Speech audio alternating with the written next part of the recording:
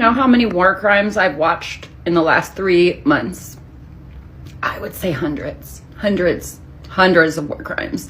Probably if you count each individual civilian death, there would be obviously like 30,000 war crimes. Right now, I'm watching a hospital get bombarded. Another one.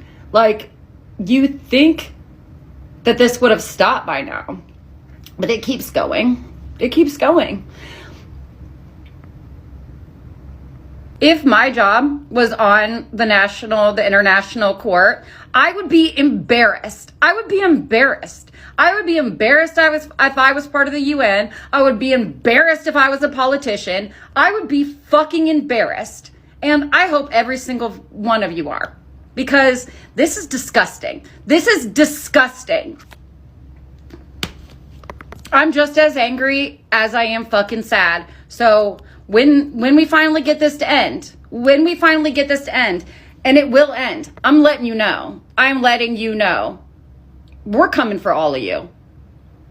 Every single one. I want you to think real hard about the Muslim people you know. If you're not lucky enough to know any Muslims, damn dog, go make a friend.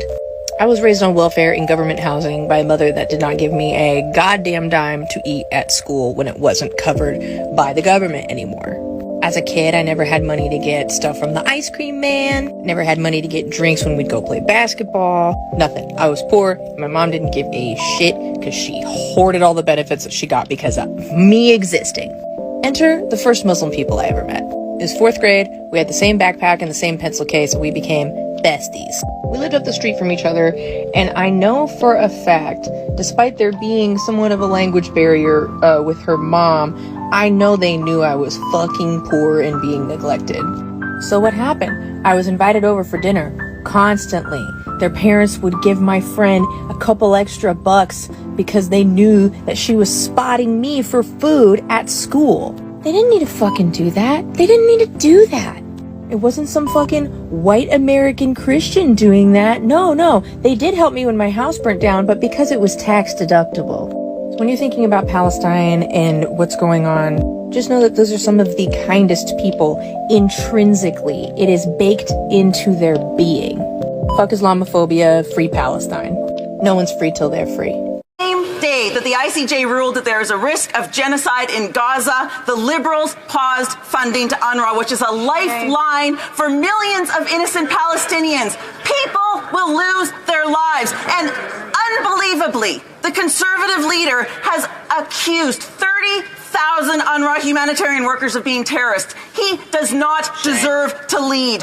We support an investigation into the 12 former staff, but defunding UNRWA is collective punishment and it is illegal. When will the Liberals stop abandoning Palestinians?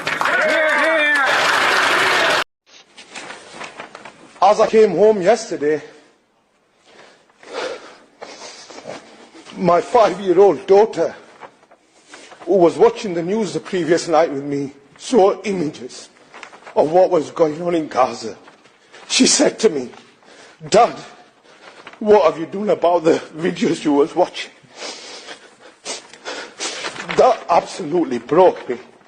So today, with a heavy heart, the keffiyeh has become an international symbol of Palestinian identity and resistance to oppression. It was popularized during the British occupation of Palestine, when Palestinian civilians would wear the keffiyeh en masse, so it would be harder for British to pick out Palestinian resistance fighters in the crowd. The 3 different patterns represent the bold trade routes of Palestine's rich cultural merchant exchange. The perseverance and resiliency of Palestinian olive trees and their leaves. And pay homage to Palestinian sailors who have sailed across the Mediterranean Sea for thousands of years.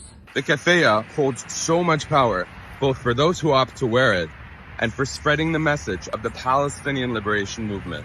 It has always been an act of courage to wear a keffiyeh, especially in the diaspora over the last few months since Israel's bombardment on Gaza. Palestinians around the United States in particular are getting targeted for wearing their keffiyehs. Currently, there is nowhere that is safe to be Palestinians, let alone express our Palestinianness through clothing like the keffiyeh. This is why we've decided to mark February 2nd as the Day of Unity with the Palestinian people. A day that encourages not only Palestinians, but most importantly our allies, to don their keffiyehs proudly in a show of solidarity with our people and our struggle for freedom.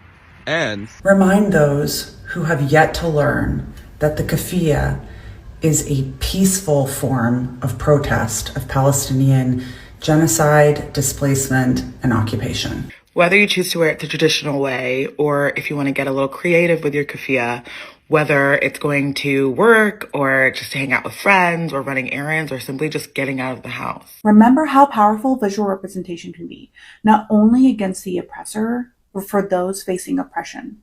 To remind one another that we are not alone. However you choose to wear your keffiyeh on February 2nd, let us know by sharing videos and photos of you using the hashtag #WearYourKeffiyeh.